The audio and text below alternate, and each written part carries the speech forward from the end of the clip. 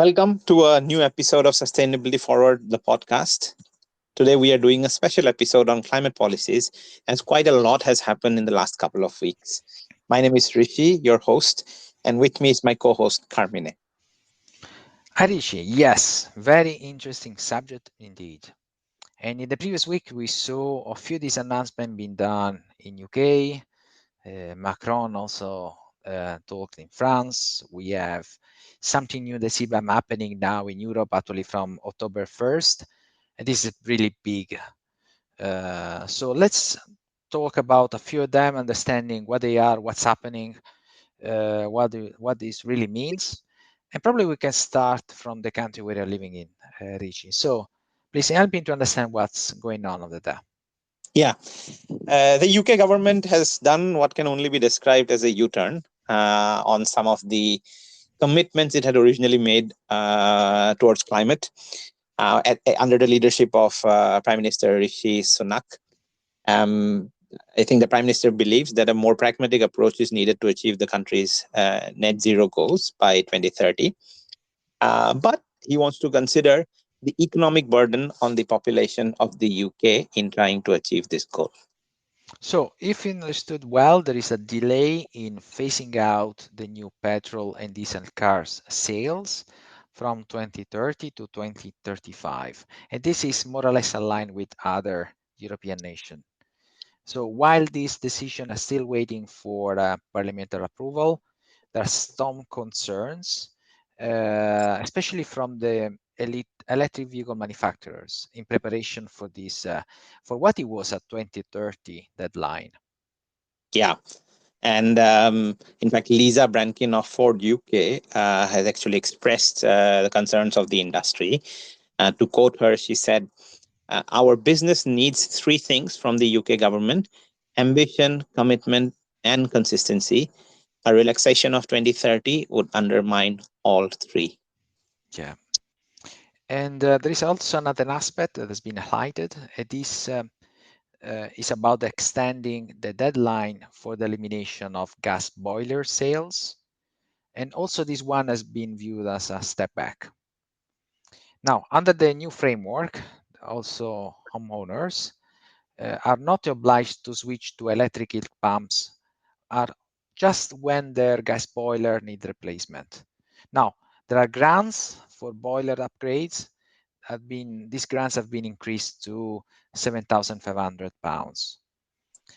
But there are some certain energy efficiency, insulation requirements. All of this stuff has been discarded.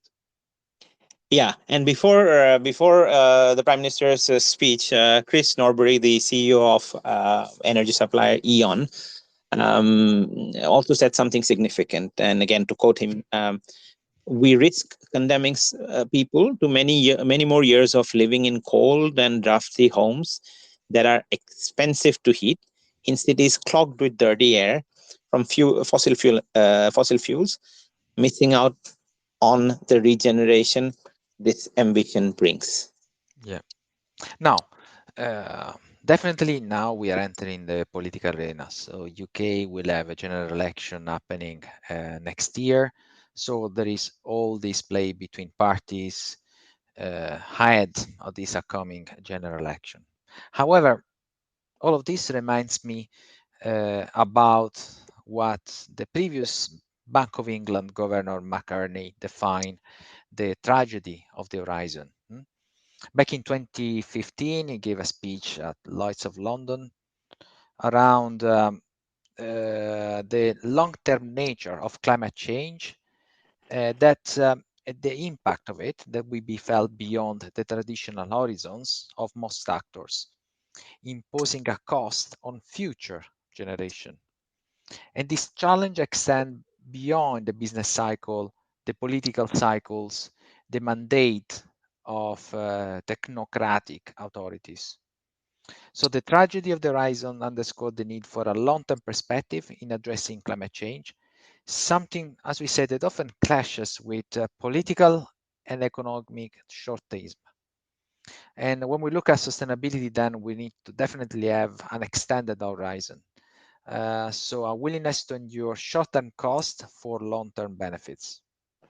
Yes, it's actually quite a profound insight, Carmine, because it encapsulates the struggle between short-term gains versus long-term sustainability and survivability goals.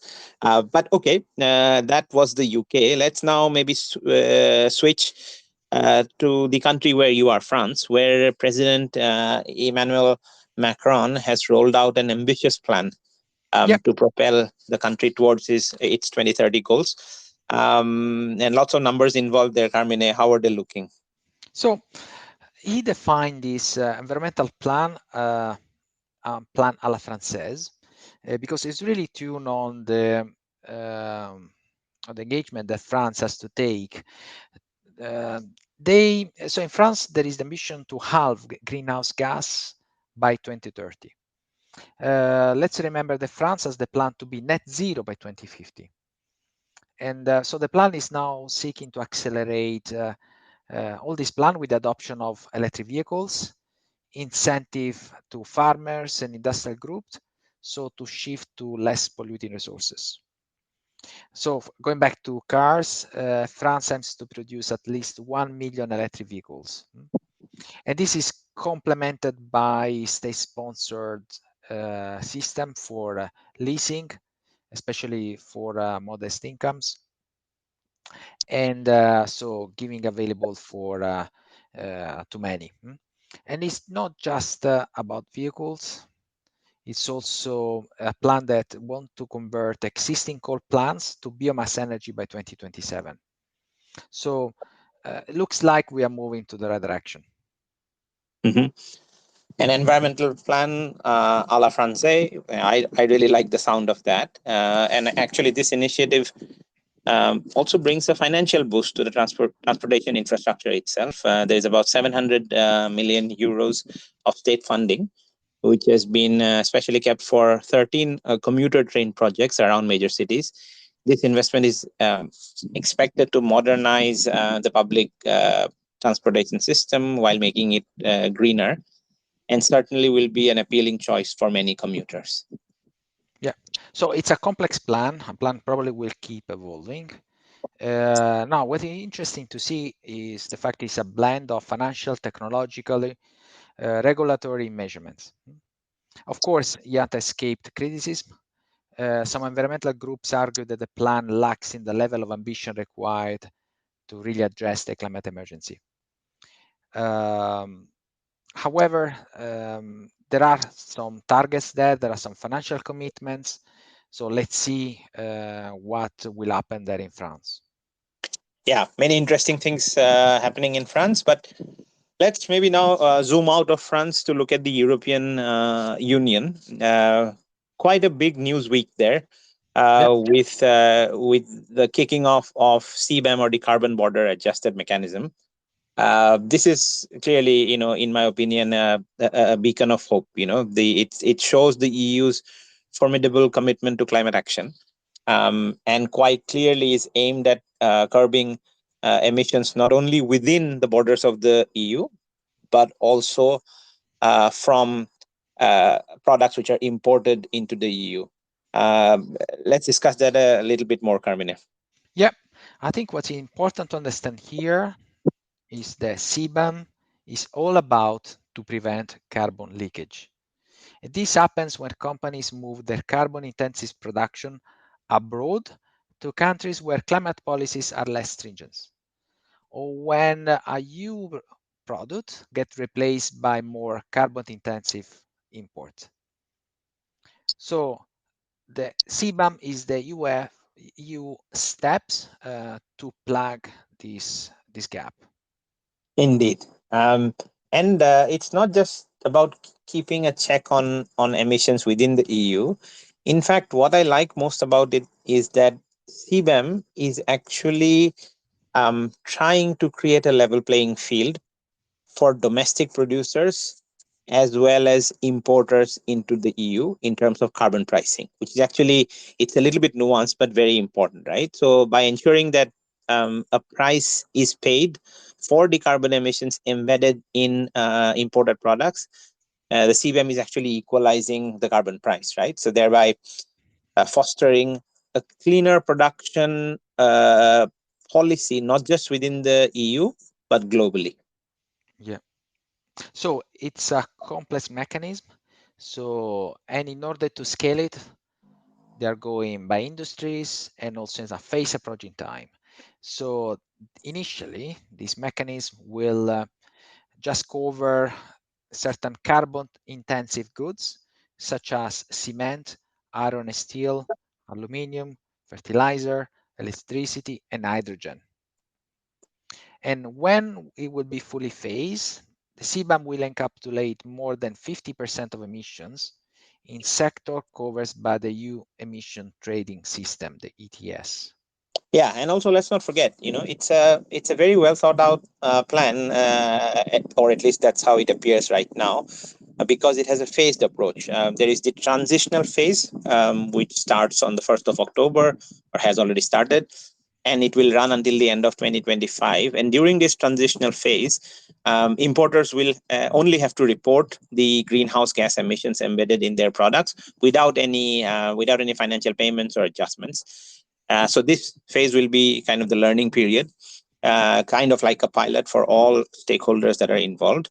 And it will lead to data gathering, and sort of making the methodology clearer for the phase which will follow after the more definitive period after the end of 2025.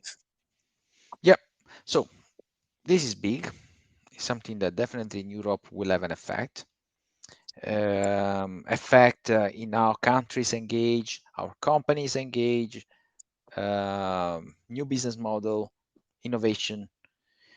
Generally speaking, I look at it, I think is one of the new example of how Europe is using more a stick approach in climate policies. Because when you look at what US, for example, is doing on the other side of the ocean with the IRA, so the Inflation Reduction Act, probably they're using a very different approach, more a carrot approach, because actually they are encouraging and financially backing the energy transition using energy technologies, incentives, kind of driven approach. So this includes, as I said, incentives like tax credit, grants, loan guarantees, really to foster this energy transition.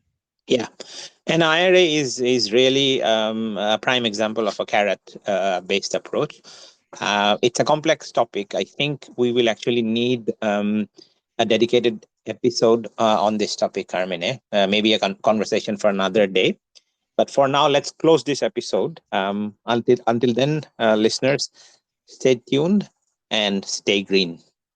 Thank you, Richie. Great talking to you. Learned a lot. Thank you, listeners. See you next time.